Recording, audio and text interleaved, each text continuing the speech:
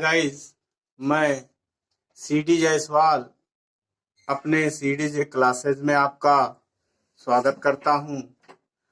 आज मैं आपको अपने वीडियो में डायरेक्ट एंड इनडायरेक्ट नरेशन के बारे में बताऊंगा। ये डायरेक्ट एंड इनडायरेक्ट नरेशन का ये बेस होगा जिसमें आपको नियमों की जानकारी मिलेगी। अगर आप इनको ध्यानपूर्वक देखेंगे, सुनेंगे, तो हम उम्मीद करते हैं कि आप डायरेक्ट से इनडायरेक्ट इजीली बना पाएंगे। तो हम अपना वीडियो शुरू करते हैं। जैसे कि हम जानते हैं कि किसी भी बात को नरेट करने के लिए, बताने के लिए हम उसको दो रूपों में व्यक्त करते हैं। या तो उसको हम सीधा स्पीकर की बातों में कह देते हैं, स्पीकर जैसे कहता वैसे कहेंगे, यानी डायरेक्ट जिसको हम बोलते हैं, या हम उस सेंटेंस को अपनी भाषा में बदल करके बोलते हैं तो हमारा वो हो जाता है इनडायरेक्ट। यानी डायरेक्ट का मतलब क्या हुआ? If we points out any sentence in a speaker's words then it is known as direct. If we change in the sentence by itself, then our sentence is known as indirect narration। तो इस तरीके से यानी हम कहें कि वक्ता की कही हुई बात को उसी की भाषा में जवाब दे देना या उसी की भाषा में कह देना ही डायरेक्ट होता है। इनडायरेक्ट क्या होगा? जब हम वक्ता की कही हुई यानी स्पीकर की कही हुई बात को अपनी बातों में बदल कर कहते हैं तो वो हमारा सेंटेंस इनडायरेक्ट होता है। तो डायरेक्ट जो वाक्य होता है उसको हमको सबसे पहले पहचानना आना चाहिए। यानी अगर कोई वाक्य डायरेक्ट होगा तो डायरेक्ट में आपको दो पार्ट मिलेंगे। सबसे पहला होगा आपका रिपोर्टिंग वर्ब।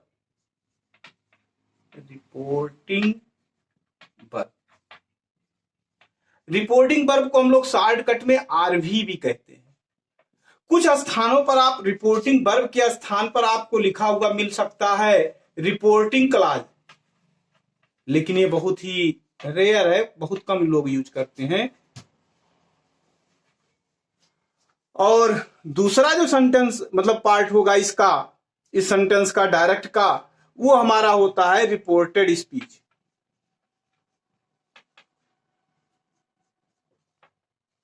इसको शॉर्टकट में हम लोग आरएस कहते हैं। यानी डायरेक्ट के दो पार्ट होंगे, आरवी एंड आरएस, यानी reporting verb and reported speech. तो इस तरीके से कोई भी सेंटेंस होगा डायरेक्ट का तो उसमें हमको दो हिस्से मिलेंगे। पहला क्या होगा? Reporting verb. दूसरा क्या होगा? Reported speech. यानी जैसे मैं एक सेंटेंस में देखूं, मैं कहूं he said,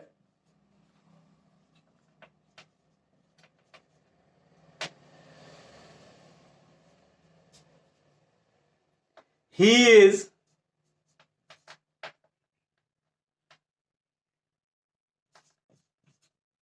going to Lucknow.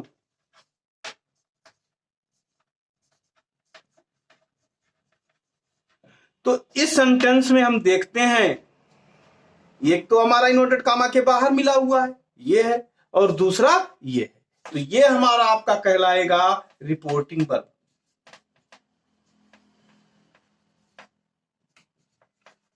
और जो दूसरा सेंटेंस है जो इनवर्टेड कामा के अंदर है, यह कहलाएगा रिपोर्टेड स्पीच। अगर हम रिपोर्टेड स्पीच और रिपोर्टेड वर्ब की डिफिनीशन करना चाहें तो क्या कह सकते हैं? सीधा सीधा मतलब क्या होगा कि जो डायरेक्ट वाले में, डायरेक्ट सेंटेंसेज में जो भी हिस्सा इनवर्टेड कामा के बाहर होगा वो हमारा रिपोर्टिंग वर्ब होगा। अब जैसे इस सेंटेंस में हम देखें, ये वाला जो वाक्य है हमारा, ये हमारा जो सेंटेंस का हिस्सा है, ये रिपोर्ट इनवर्टेड कामा के बाहर है, ये रिपोर्टिंग वर्ब हो गया। ये जरूरी नहीं है कि रिपोर्टिंग वर्ब वाक्य के शुरुआत में आए। जैसा कि मैंने वाक्य में लिखा है, जनरली आप देखते होंगे कि जो हमारा रिपोर्टिंग वर्ब होता है ये वाक्य के शुरुआत में ही होता है, लेकिन ऐसा नहीं है हमेशा होगा। हो भी सकता है, नहीं भी हो सकता है। तो रिपोर्टिंग वर्ब कहां पर होगा, आप ये याद रखना है कि इन्वर्टेड कामा के बाहर होगा, जरूरी नहीं है कि वो पहले हो। और जो वाक डायरेक्ट का इन्वर्टेड कामा के अंदर, यानी ये वाला वाक अगर हम देखें इन्वर्टेड कामा के अंदर होगा, वो हमारा कहलाएगा रिपोर्टेड स्पीच। तो इस तरीके से हम किसी भी डायरेक्ट के वाक्य में क्या करेंगे, पहचान लेंगे कि हमारा डायरेक्ट में कौन सा रिपोर्टिंग वर्ब है और रिपोर्टेड स्पीच। तो अगर इतनी की जानकारी हो गई है तो हम आगे बढ़ते हैं। यानी डायरेक्ट में हमको सबसे पहला काम क्या करना है, रिपोर्टिंग वर्ब और रिपोर्टेड स्पीच पहचानना। अगर रिपोर्टेड स्पीच की डिफिनीशन करना, रिपोर्टिंग वर्ब की डिफिनीशन करना चाहे तो आप क्या कहोगे कि the sentence, the part of the sentence which is written before और after inverted comma is known as reporting verb. और दूसरा क्या होगा, the sentence which is written in inverted comma is known as reported speech. तो इस तरीके से हम रिपोर्टेड स्पीच और रिपोर्टिंग वर्ब के बारे में जान लेंगे। अब अगर हम देखें तो कोई भी सेंटेंस होगा तो उसके जनरल रूल, डायरेक्ट से इनडायरेक्ट बनाने के जनरल रूल होते हैं जिनको हमको जानना जरूरी है। तो सबसे पहला काम हम देखते हैं कि क्या नियम है डायरेक्ट से इनडायरेक्ट बनाने के। तो डायरेक्ट से इनडायरेक्ट बनाने का जो सबसे पहला नियम है कि हम कामा और इन्वर्टेड कामा को हटा देते हैं। कोई भी सेंटेंस होगा, जैसे मैं लिखूं आई सेड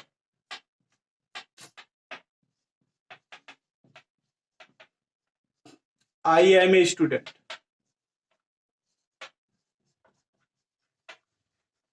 इस सेंटेंस में ये आपका रिपोर्टिंग वर्ब हो जाएगा, ये रिपोर्टेड स्पीच हो जाएगा। तो सबसे पहला काम है डायरेक्ट से इनडायरेक्ट बनाने के लिए कि हम उसके नियम को जानें। तो हमने क्या कहा आपको, पहला जनरल रूल क्या होगा डायरेक्ट से इनडायरेक्ट बनाने का, यानी जनरल रूल देखें। जनरल रूल की बात करें तो सबसे पहला हमारा आएगा, क्या करेंगे आप, कामा और इन्वर्टेड कामा को हटा देते हैं। कामा और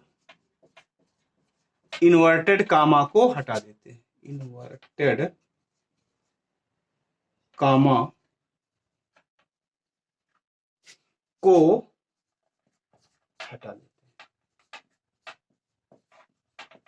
ठीक। दूसरा नियम क्या होगा, दूसरा रूल आपका क्या हो जाएगा, बड़ा ही इंपॉर्टेंट है, याद रखिएगा कि रिपोर्टिंग वर्ब, यानी जिसको हम बोलते हैं रिपोर्टिंग वर्ब, रिपोर्ट आर भी बोलते हैं, रिपोर्टिंग वर्ब के टेंस में कभी परिवर्तन नहीं होता है। के टेंस में कभी परिवर्तन नहीं होता है, कभी परिवर्तन नहीं होता है। ये हमारा डायरेक्ट से इनडायरेक्ट बनाने का दूसरा रूल है। तीसरा जो है बड़ा ही काम का है, अगर आप इन रूल को नहीं जानोगे तो आपकी पैसे क्या नाम इसका इनडायरेक्ट नहीं बना पाओगे। जैसे कि हम जानते हैं कि जब हम रिपोर्टिंग वर्ब को रिपोर्टेड स्पीच यानी क्या कहते हैं, रिपोर्टेड स्पीच यानी जो इन्वर्टेड कामा के अंदर होगा उसके भाव के अनुसार, यानी जैसा हमारा रिपोर्टेड उसके भाव के अनुसार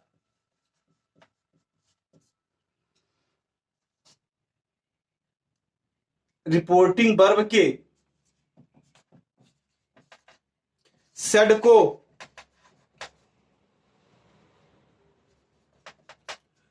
को चेंज करते हैं। यानी कि अगर हम यूं कहें कि अगर हमको रिपोर्टिंग वर्ब में कुछ करना यानी सेट को बदलना है तो हमारा पहला काम होगा कि हम रिपोर्टेड स्पीच के सेंटेंस को देखेंगे। ध्यान दीजिए, अगर रिपोर्टिंग वर्ब के टेंस को देखेंगे तो रिपोर्टेड स्पीच में के टेंस में परिवर्तन होता है, और अगर हम रिपोर्टेड स्पीच को देखते हैं के सेंटेंस को देखेंगे तो रिपोर्टिंग वर्ब के जो सेड आया हो यानी वर्ब होगा उसमें जो परिवर्तन होता है उसको करते हैं। अगला जो रूल होगा हमारा चौथा, जो कि बड़ा ही इंपॉर्टेंट है, क्या है वो, कि आई तथा प्रॉपर नाउन को छोड़कर, चौथा रूल हमारा हो जाएगा क्या, आई तथा प्रॉपर नाउन को छोड़कर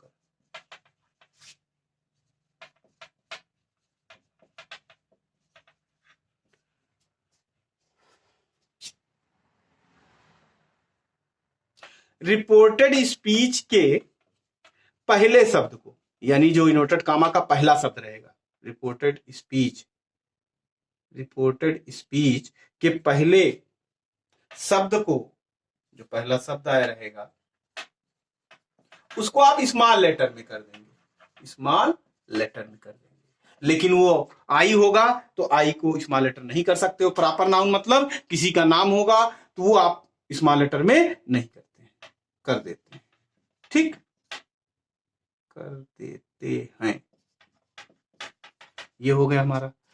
पांचवा है जो कि बड़ा काम का ये भी है, कोई भी नियम आप इसमें अगर एक दो बार कम से कम जरूर देखिएगा इस वीडियो को, अगर बार बार देख सकें तो ज्यादा अच्छा होगा, क्योंकि ये नियम है, इनको आपको मेमोरी में अपने हमेशा रखना है, नहीं तो आपको बनाने में डायरेक्ट इनडायरेक्ट दिक्कत होगी। कम से कम इस वीडियो को 2 या 3 बार जरूर देखें। ये आपका आता है पांचवा निकटता सूची शब्द। जैसे आपका जानते होंगे निकटता सूची शब्द दिस है, निकटता सूची शब्द जिसमें आपका आएगा दिस आता है, दिस हो जाएगा आपका, टुडे हो जाएगा, स्टरडे, टुमारो एक्सेट्रा कर दे रहे, बहुत सारे हैं, स्टरडे है, नाउ है, आदि कर दे रहे को बदलते हैं। टेंस परिवर्तन करेंगे किसमें, सबके सब रिपोर्टेड स्पीच में होंगे। याद रखिएगा निकटता सूची शब्द जो है अगर ये आपके रिपोर्टेड स्पीच में आते हैं तो इनमें परिवर्तन है। निकटता सूची शब्द हो गया, इसके बाद आ जाएगा आपका टेंस आ जाएगा, ये भी टेंस परिवर्तन होगा। इसके बाद क्या होगा आपका प्रोनाउन आएगा, वो भी परिवर्तन करेंगे। यानी जितना परिवर्तन होना सब कुछ इन्वर्टेड कामा के अंदर अर्थात रिपोर्टेड स्पीच में ही होना है। और इसके बाद हम आपको जो जनरल चीजें हैं डायरेक्ट इनडायरेक्ट की, उसको एक चार्ट बना दे रहे हैं जिसके माध्यम से आप बड़ी इजीली इसको आप बना ले जाएंगे। अगर उसको आप देख लेंगे इस चार्ट को तो जितना मैंने नियम बनाया शायद आपको बनाने में बड़ी ही आसानी होगी। तो मैंने बताया आपको डायरेक्ट के 2 हिस्से होंगे। पहला आपका होगा रिपोर्टिंग वर्ब, मैं यहां पर शॉर्टकट में लिख रहा हूं, बार बार क्या उसको करूं। और दूसरा जो हमारा होगा वो होगा रिपोर्टेड स्पीच। अब यहां पर ध्यान दीजिए, जब हम इसके सेंटेंस को देखेंगे, किसके, रिपोर्टेड स्पीच के, तो इसके जो सेड आएगा रिपोर्टिंग वर्ब के उसमें परिवर्तन करेंगे। इस बात को ध्यान रखना कि जब इस सेंटेंस को देखेंगे तो आप रिपोर्टिंग वर्ब के सेड को बदलेंगे, और जब इसके टेंस को देखेंगे तो रिपोर्टेड स्पीच के टेंस में परिवर्तन होगा। ध्यान रखिएगा कि डायरेक्ट इनडायरेक्ट बनाने के लिए महत्वपूर्ण 2 बातें हैं, सेंटेंस और टेंस। जैसा कि मैंने अपने पहले वाले वीडियो में आपको सेंटेंस के बारे में बताया है, वहां पर अगर आप सेंटेंस नहीं पहचान पाते हैं तो मैं यही कहूंगा, आपको यही सलाह दूंगा कि उस वीडियो को जरूर देखिए। आपको सेंटेंस पहचान लेंगे तो आपको डायरेक्ट इनडायरेक्ट बनाने में बड़ी ही आसानी हो जाएगी। इसलिए मैं कह रहा हूं, बार बार कह रहा हूं, जैसे देखो आप इसमें से आएगा, यह आ सकता है आपका से टू आ सकता है, सेज आ सकता है, सेज टू आ सकता है। तो इन सब में परिवर्तन हम करेंगे। जैसे से आएगा तो से का से ही रहने देते हैं इनडायरेक्ट में, से टू आएगा तो इसको हम बदल देंगे टेल में, सेज आएगा तो सेज ही रहेगा, और सेज टू आएगा तो हम इसको टेल्स में बदल देंगे। और असर्टिव सेंटेंस होने पर, जैसा कि असर्टिव सेंटेंस अगर आप नहीं पहचानते हो तो आप जाकर के मेरा वीडियो जरूर देखिए सेंटेंस वाला, वहां से आप असर्टिव पहचान लेंगे। और उसमें क्या करेंगे, आप दोनों वाक्यों में कामा इन्वर्ट कामा हटा करके कंजंक्शन दैट का यूज करेंगे। इसके बाद अगर मान लीजिए यहां पर सेड आ जाएगा तो सेड का सेड ही होता है, और अगर सेड टू आता है तो उसको हम चेंज कर देते हैं टोल्ड में। और यहां पर जो कंजंक्शन होगा असर्टिव में भी होता है तो यहां भी दैट ही आएगा। यानी कि आपका ये पार्ट होगा, या तो डायरेक्ट इनडायरेक्ट का, या तो ये पार्ट होगा। तो इन दोनों स्थितियों में आप इस तरीके से बनाएंगे और आप इजीली जो है असर्टिव सेंटेंस होने पर आप यही फार्मूला लगाएंगे। नहीं, जब आपका रिपोर्टेड स्पीच असर्टिव सेंटेंस में होगा तो वहां पर आप क्या करोगे कि सेड आएगा तो ये वाला आप फार्मूला लगाएंगे। अगर आपका से आता, सेज टू आएगा तो इसमें से ये वाला आप चेंज करेंगे। इसके बाद दोनों ही स्थितियों में कंजंक्शन दैट का यूज करते हैं। अब मान लीजिए आपका सेंटेंस इंट्रोगेटिव हो जाए, जैसे कि मैंने पहले बताया कि आपका असर्टिव होगा, दूसरा सेंटेंस इंट्रोगेटिव होगा। इंट्रोगेटिव हो जाने पर सेंटेंस आपका कौन सा, रिपोर्टेड स्पीच वाला इंट्रोगेटिव होगा। तो इंट्रोगेटिव होने पर हम सेड को चेंज कर, चाहे सेड आए या सेड टू आए, दोनों को बदलते हैं। सेड आए या सेड टू आए, इन दोनों को चेंज कर देते हैं आस्क्ड में या इंक्वायर्ड ऑफ में। इंक्वायर्ड ऑफ में हम तो यही सलाह देंगे आप आस्क्ड में ही बदलो, इसके लिए बेहतर रहेगा।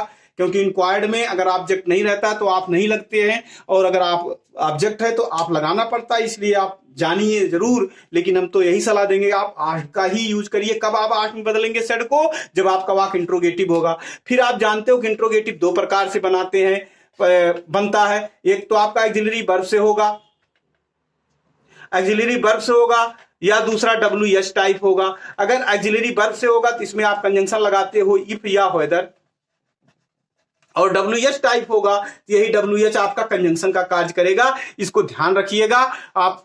अब इसके बाद आपका अगला आता है, अगर मान लीजिए इंट्रोगेटिव है तो इंट्रोगेटिव का बदल लेंगे। फिर इसके बाद आपका सेंटेंस हो सकता आ जाए इंपरेटिव है, इंपरेटिव होगा तो यहां पर आपको बहुत सारे आपको याद करने पड़ेंगे। सेड यहां भाव के हिसाब से रिपोर्टेड स्पीच के बदलता है, यानी ये बदल सकता है ऑर्डर्ड में, ये बदल सकता है कमांडेड में, एडवाइज्ड में, रिक्वेस्टेड में। जैसा आपका भाव कहेगा रिपोर्टेड स्पीच का उसी बेस पर बदलेंगे, और यहां पर दोनों वाक्यों को जोड़ने के लिए टू का यूज होता है। इसी तरीके से मेरा अगला जो आता है नंबर, वो आता है इंपरेटिव के बाद एक्सक्लेमेटरी का। अगर आपका एक्सक्लेमेटरी होगा तो एक्सक्लेमेटरी में हम सेड को बदल देते हैं एक्सक्लेम्ड में, या बदल देते हैं एक्सक्लेम्ड विद सारो में, या बदल देते हैं एक्सक्लेम्ड विद जॉय में। ये आपका भाव बताएगा एक्सक्लेमेटरी सेंटेंस का कैसा है, उसी बेस पर इन तीनों में से कोई एक लगेगा जैसा होगा, और इसमें कंजंक्शन लगाते हैं दैट। इसके बाद नंबर आता है आपका एक्सक्लेमेटरी के बाद ऑप्टेटिव का। ऑप्टेटिव में आप सेड को बदलते हैं विश्ड में, या बदलते हैं आप प्रेड में, और इसमें कंजंक्शन लगता है दैट, और कहीं कहीं पर नहीं लगता है। तो अब हम जो हमारा अगला वीडियो इस पर आएगा वो कैसे हम वाक्य में इसको देखेंगे। तो हमने डायरेक्ट इनडायरेक्ट के बारे में एक जनरल सा रूल दिया है, इसको आप कम से कम 2-3 बार इस वीडियो को जरूर देखें। और अगर आपको सेंटेंस नहीं आते हैं तो मेरा पहला वीडियो आप जरूर देखिए, जिससे आपको इसको बनाने में मदद मिलेगी। इसी के साथ मैं अपना वीडियो यहीं पर समाप्त करता हूं। मैं आशा करता हूं कि आपको ये वीडियो पसंद आया होगा। अगर पसंद आया है तो मैं यही सलाह दूंगा, यही रिक्वेस्ट करूंगा कि आप मेरे इस वीडियो को सब्सक्राइब करिए, ताकि मेरा जो अगला वीडियो आने वाला है उसके बारे में आपको जानकारी मिले, आपका ज्ञान बढ़े। इसी के साथ मैं अपना वीडियो समाप्त करता हूं। जय हिंद।